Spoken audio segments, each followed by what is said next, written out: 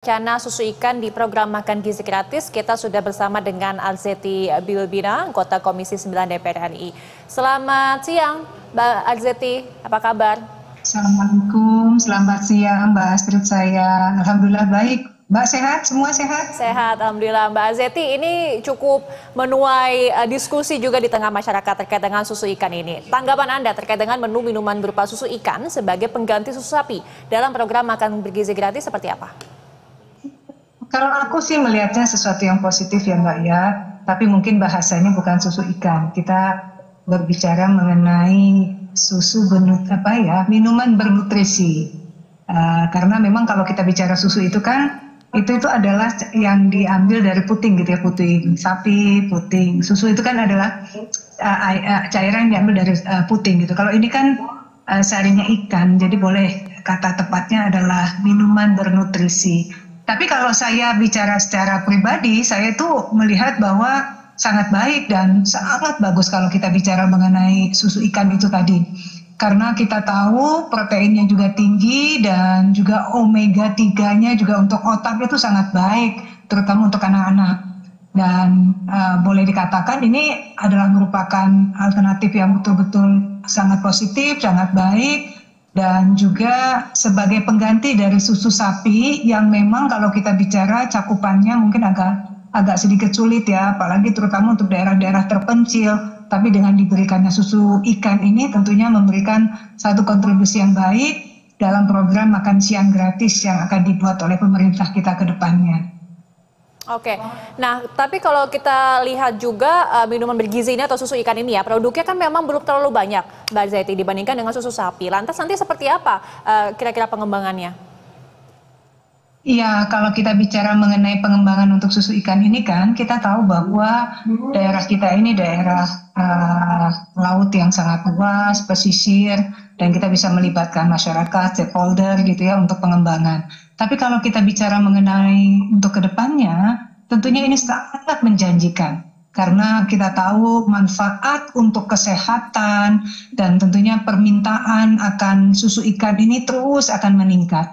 Tapi pemerintah juga harus didukung oleh kita, masyarakat, para nelayan, dan terutama untuk industri pengolahan susu, terutama susu ikan, agar produksi susu ikan ini akan betul-betul masif dan masyarakat bisa menikmati tanpa adanya keterbatasan dari ketersediaan susu ikan atau minuman bernutrisi ini. Oke, nah ini kan memang kandungannya cukup banyak ya Mbak Arzeti dan juga baik untuk kesehatan begitu. Tapi kalau kita lihat kan masyarakat juga cukup skeptis begitu ya. Produk ini juga hingga saat ini masih terdengar asing begitu di kalangan masyarakat. Nanti seperti apa rencananya cara mengenalkan produk susu sapi ini ke masyarakat? Caranya seperti apa ya? Betul sih kalau kita bicara saat ini susu ikan gitu ya, bayangan kita pasti, aduh rasanya seperti apa ya gitu loh, amis nggak ya, alergi nggak ya anak saya gitu loh. Nah ini perlu yang namanya edukasi. Kita harus mengenalkan susu ikan ini ke masyarakat yang tentunya bisa dilakukan dengan berbagai macam cara. Misalnya mengadakan acara-acara edukasi, baik itu di sekolahan atau juga mungkin bisa bekerja sama dengan ibu-ibu PKK atau membuat iklan yang menarik tentang manfaat dari susu ikan ini. Karena kita percaya pemerintah ke depannya untuk mengenalkan susu ikan ini kepada masyarakat dan tidak menimbulkan satu permasalahan baru, karena pastinya di telinga masyarakat masih agak sedikit asing bicara mengenai susu ikan ini. Dan kita yakin dengan keterlibatan masyarakat, pemerintah untuk bersama-sama terus mensosialisasikan betapa banyak manfaatnya susu ikan dibandingkan dengan susu sapi untuk masyarakat kita terutama. Memang harus selalu aktif ya untuk mengenalkan kepada masyarakat, baik itu kepada lingkungan sekolah atau ibu-ibu PKK. Oke, nah kalau bicara memang keunggulannya, beberapa keunggulan diantaranya adalah lebih ekonomis dan juga lebih ramah lingkungan katanya. Nah tapi kalau kita bicara soal kandungannya, apakah memang susu ikan ini bisa menjadi pengganti susu sapi kah atau memang susu ikan ini hanya bisa menjadi pelengkapnya saja? Sebetulnya kalau dibilang sebagai pengganti susu sapi, kita bisa membahasakan bahwa sebagai pelengkap gizi aja ya Mbak ya.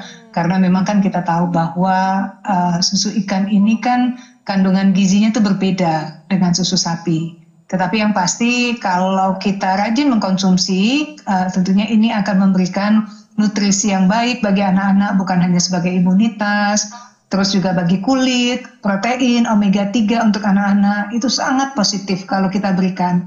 Jadi kalau saya sebagai perwakilan dari masyarakat duduk di DPR RI sangat mengapresiasi kepada pemerintah dengan menggantikan susu sapi dengan susu ikan. Tapi di sini kita perlu melibatkan ahli gizi agar ikut bisa memberikan edukasi tentang manfaat susu ikan baik kepada guru ya sebagai stakeholder yang tentunya akan menjadi kepanjangan tangan pemerintah menginformasikan kepada masyarakat atau mungkin juga kepada orang tua dan juga anak-anak. Jadi kalau boleh sosialisasi yang sebaiknya dilakukan oleh pemerintah agar masyarakat tertarik, jadi menyegerakan untuk membuat promosi yang menarik, terus kemudian mudah dipahami tentang susu ikan itu sendiri, atau mungkin juga dibuat dengan karakter ikan yang lucu dan tentunya edukatif, yang anak-anak sendiri juga akan senang gitu, dan mereka merasa bahwa mereka adalah keterlibatan susu ikan ini untuk kesempurnaan mereka dalam bersekolah atau mencapai mimpi cita-cita mereka dalam pendidikan. Ini merupakan satu sarana. Kalau dulu kita kecil-kecil kan selalu mengatakan gini, 4 sehat 5 sempurna. Salah satu 5 sempurna itu adalah susu. Jadi ada kenyamanan bagi kita ketika kita minum susu itu kayaknya, wah saya akan sehat, saya akan pintar. Jadi saat sekarang rasanya kita harus ikut juga melibatkan masyarakat untuk mengedukasi dan juga menginformasikan dan juga mensosialisasikan program yang sangat baik ini yang akan dilakukan oleh pemerintah untuk ke depannya. Banyak sekali manfaat dari segi gizinya untuk dikonsumsi oleh masyarakat, tapi memang perlu ada catatannya, sosialisasi juga edukasi ya yang bisa disampaikan yang tepat dan juga baik begitu agar bisa diterima secara baik oleh masyarakat. Terima kasih atas informasi dan juga waktunya Mbak Zety Bilbina, anggota Komisi 9 DPR RI. Selamat siang, salam sehat selalu. Sehat selalu Mbak, terima kasih.